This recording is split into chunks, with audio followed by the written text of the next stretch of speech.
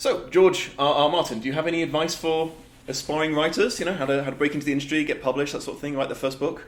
Well, I do, although it's very old advice, and maybe it's not good anymore, but it's certainly good from my day. The first thing I say is don't begin with A Song of Ice and Fire or your version thereof. I mean, I get letters from like high school kids who say, I'm starting a 12-book fantasy series, and no, you don't start with a 12-book mega series or even a 6-book mega series or whatever.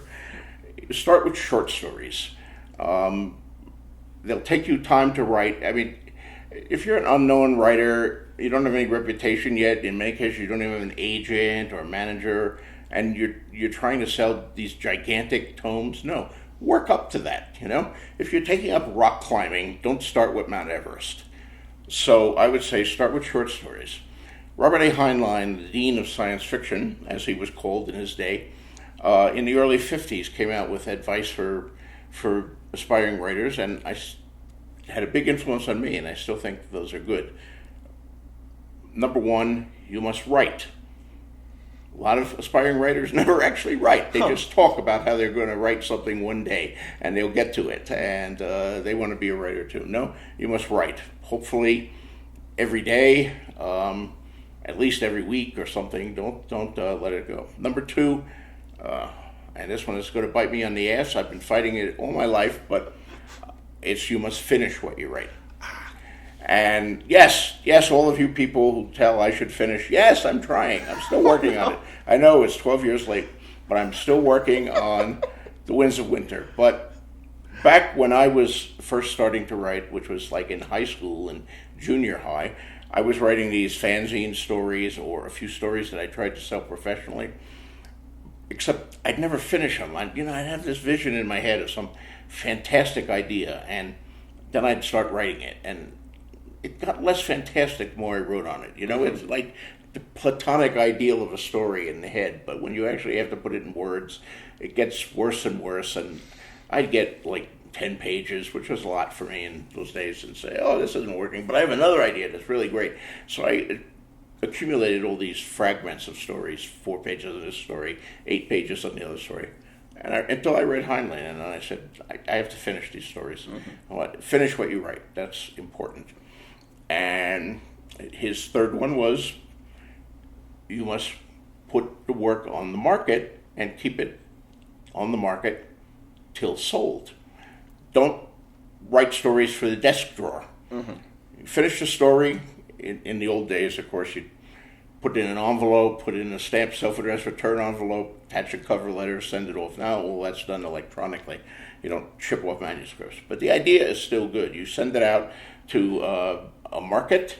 Could be the market you think is most suitable for the story. Maybe it's the market that's highest paying. I began in a lot of my stories back in the 70s, even went to Playboy first. They never bought any of my stories, but hey, they paid $3,000 for a short story. Everybody else was paying like $300. So start with the highest paying thing. But I struck out on that. But it comes back from number 1, send it to number 2, preferably the same day. Come back from number 2, send it to number 3. Meanwhile, write more stories. You know, don't just sit around hoping that your first story is going to sell. Write that story, start sending it out, forget about it, write another story, do the same, write another story. There were times back in the early 70s where I had, 5 or 6 different stories all making the rounds, collecting rejection slips or rejection letters, and I had to keep a chart to remember what went to who. Oh, wow. And Heinlein's 4th rule was you must not rewrite except on editorial order, which sometimes requires a little explanation. He didn't mean you shouldn't rewrite when you're writing the story. Write the story, polish the story, get it ready. But once you send it out, if you send it out to market number 1 and they reject it, don't rewrite it. Say, well, it wasn't good enough, I'll read it. Just send it to 2, send it to 3, send it to 4. The only time you rewrite then is when an editor writes back personal letter instead of a form rejection slip, and they say, oh, it was a great story, but I didn't like the end. Then you can rewrite and give it a different end and send it back and say, hey, look, I took your advice, brilliant editor. Here it is again. I know it was a different age. back in the 70s. Our big problem was all the velociraptors in the street. Yes, dinosaurs ruled then. No, but I started selling stories in 1970. First one appeared in 71. And then I sold more stories, and I sold more stories. And by the time I finally wrote my first novel, Dying in the Light, in 76, 77, it was not, here's a book by some person you never heard of. It's, here's the long-awaited first novel by the George R.R. Martin, who's written 30 short stories and has been in all the magazines at this point. And it gave me a big leg up off the people who are just trying to begin with a gigantic novel. Persistence is a big part of it. Ray Bradbury allegedly once papered a room in his house with his rejection slip. So you have to be prepared for rejection. Yeah.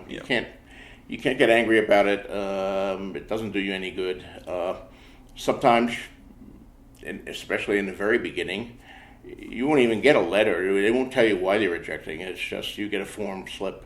Thank you for submitting to our magazine. Unfortunately, it does not meet our current needs. It's actually a big thrill if you get a personal rejection letter where the guy is responding specifically to what he liked or did not like in your story. Those are the good days when you get someone personally saying no thank you. Yes. Awesome. Cool. Well, there you have it. Great.